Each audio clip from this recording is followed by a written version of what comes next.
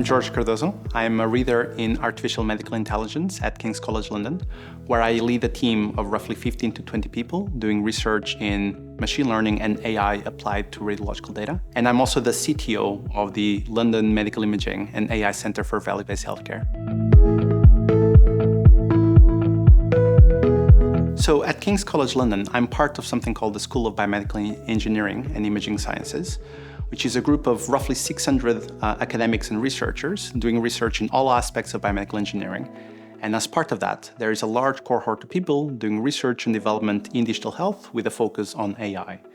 We develop a series of platforms and algorithms to make sure that AI happens in reality and can affect patients in the best way possible. So most of the challenges that occur nowadays in medical imaging research is the fact that we have moved from a situation where a small lab can do a huge amount of fundamental research into a situation where research is happening in a more translational setting every day. So we want to be able to cover the full AI development lifecycle, all the way from data acquisition, and we're talking about very large amounts of data, to data curation, data labeling, training of the algorithms, and then deploying these algorithms in the real world so that you can demonstrate that they have a real-world impact. And the problem of doing those things is when you have cross-functional teams and you're working with clinicians, you're working with medical physicists in a hospital setting, it's quite hard to bring everyone together. And currently, there are no platforms in place to really support this research and development journey. And really, that's where I think that both the work that we're doing at King's College London and the AI Center, but also the work that deepc is doing can really help, is to build those foundational platforms so that we can start doing data collection better, label data more efficiently, be able to utilize that data in a way that is optimal from the point of view of mobile performance. And lastly, to be able to deploy those algorithms in the clinic so that we can have an impact in our patients. So one of the trickiest things we have in our field is to be able to take something in the lab and make it work on patients. There is a huge complexity when it comes to regulatory approval, to having algorithms work in a live environment, and to have them work in a way that is sustainable and that can be trusted from the point of view of clinicians.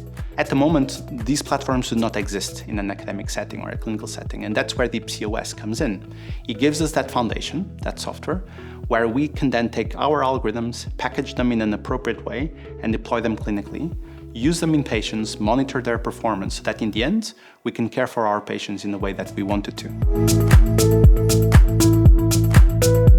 So throughout my academic career, we've always been a big proponent of open source. And AI and software is no different from anything else. So we've been working as part of Project MONAI, initially in collaboration with NVIDIA, but now with a large consortium of 16 institutions throughout the world to build an open source package to support the development of AI models, but also their deployment in a clinical setting.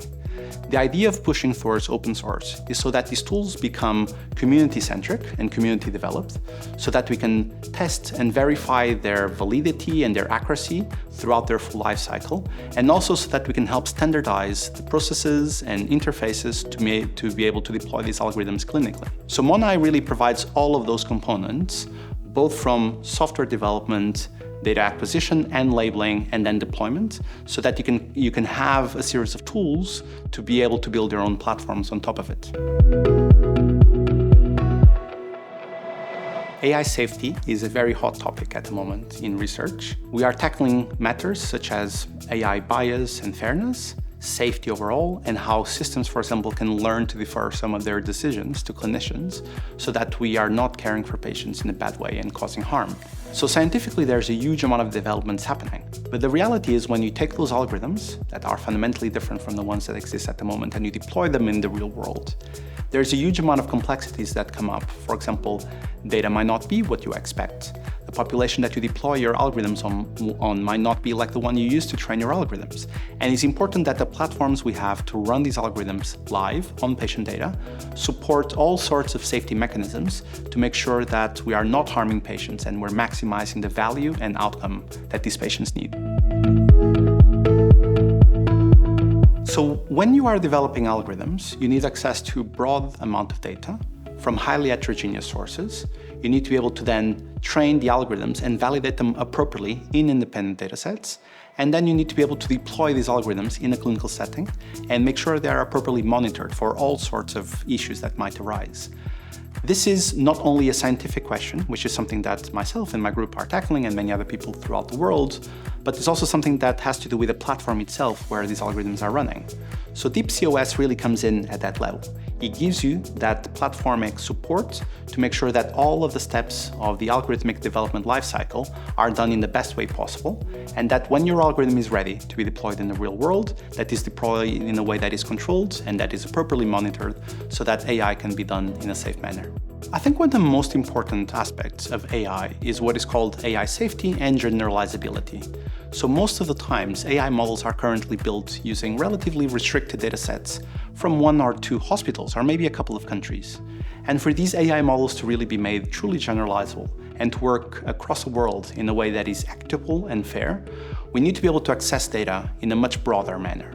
So being able to build platforms that can collect and curate data, being able to access that data at scale, at a global scale, being able to test the algorithms that you've developed internationally, and then be able to deploy and monitor these algorithms throughout their full life cycle is something that is absolutely essential if we are to ever make algorithms trusted by our patients. I think the future for AI is really exciting.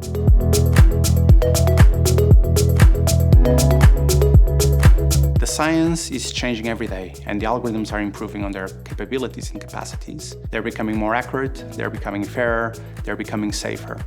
The platforms and the way that these platforms are being integrated within the clinical environment is also becoming both more complex, but at the same time done in the way that should have been done from the beginning.